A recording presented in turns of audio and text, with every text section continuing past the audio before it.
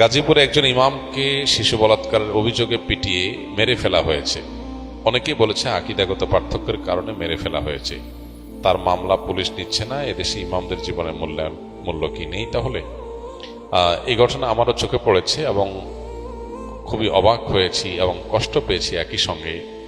একজন ইমাম, তার আকীদা যাই হোক না কেন, তার চিন্তা যাই হোক না কেন, একজন আলিম, একজন সম্মানিত ইমাম, তার বিরুদ্ধে কোনো অভিযোগ উঠলে তিনি দোষী হলে 100 বার তার বিচার হবে। কিন্তু একটা অভিযোগ তুলে একটা মানুষকে পিটিয়ে মেরে ফেলা, এটা কোনো সভ্য সমাজে গ্রহণযোগ্য হতে পারে না। আমি অবাক হয়েছি যে অতি সম্প্রতি এ ধরনের যে সমস্ত মবের ঘটনা ঘটেছে, আইন হাতে তুলে নেওয়ার ঘটনা ঘটেছে, সেগুলোতে যারা সরব ছিল সে মানুষগুলো এই ঘটনায় পরিপূর্ণ নীরব। তাদের মুখ থেকে কোনো আওয়াজ আমরা শুনতে পাই নাই।